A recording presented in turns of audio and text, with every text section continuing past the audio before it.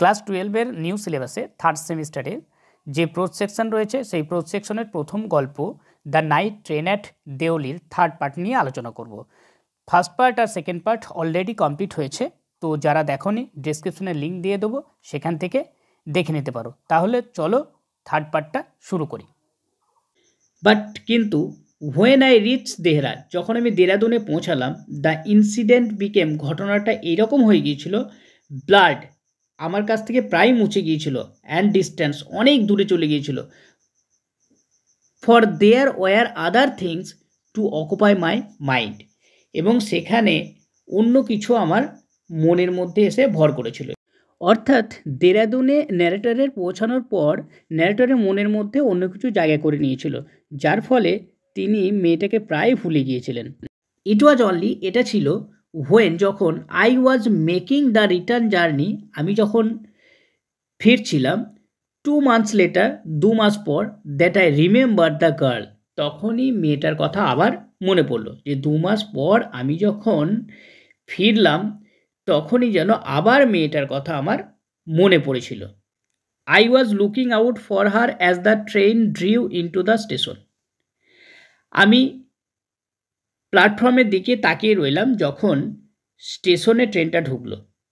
And I felt an unexpected thrill when I saw her walking up the platform, এবং আমি অপ্রত্যাশিতভাবে খুবই আনন্দিত হলাম যখন আমি মেয়েটিকে আবার সেই প্ল্যাটফর্মের ওপর হাঁটতে দেখলাম। I sprang of the ফুটবোর্ড and wave to her, আমি ট্রেনের পাদানিতে এসে দাঁড়ালাম এবং সেখান থেকে মেয়েটিকে হাত নাড়ালাম। হোয়েন সি স মি, যখন মেয়েটা আমায় দেখতে পেল, সি স্মাইল্ড, সে একটু হেসে দিল। সি ওয়াজ প্লিজড, মেয়েটা খুবই খুশি হয়েছিল, দ্যাট যে আই রিমেম্বার হার, আমি তাকে মনে রেখেছি। আই ওয়াজ প্লিজ দ্যাট, আমিও খুশি হয়েছিলাম যে সি রিমেম্বার্ড মি, মেয়েটিও আমাকে মনে রেখেছে। উই ওয়ার বোথ প্লিজড, আমরা দুজনেই খুব খুশি হয়েছিলাম। And it was almost like a meeting of old friends, এটা ছিল দুজন পুরনো বন্ধুর মধ্যে দেখা হওয়ার মতো, যে আমরাও দুজন পুরনো বন্ধু, আমাদেরও অনেকদিন পর দেখা হয়েছে। She did not go down the length of the train selling baskets, মেয়েটি আর ট্রেনের মধ্যে ঝুড়ি বিক্রি করতে গেল না। But came straight to the tea stall, সে চায়ের দোকানে সরাসরি এলো।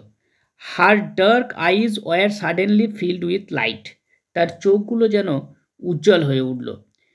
We said nothing for some time but we could not have been more eloquent, আমরা কাউকে কিছু বললাম না বা বলতেও পারতাম না, যেটা চোখের ভাষাতে বলা হয়। I felt the impulse to put her on the train there and then, I felt the impulse, এখানে ইম্পালস কথার অর্থ হলো তাড়না, আমি একটা তাড়না অনুভব করছিলাম। To put her on the train, তাকে ট্রেনে চাপাবো, দেয়ার সেখানে, and then take her away with me, আমি তাকে আমার সঙ্গে নিয়ে যাব। এখানে স্পিকার ভেতর থেকে এমন একটা টান অনুভব করছেন মেয়েটার প্রতি, যে মেয়েটাকে সেখানে না রেখে সে ট্রেনে করে নিয়ে একেবারে তার সঙ্গে তার বাড়ি নিয়ে চলে যাবেন। I could not bear the thought of having to watch her recede into the distance of Deoli station.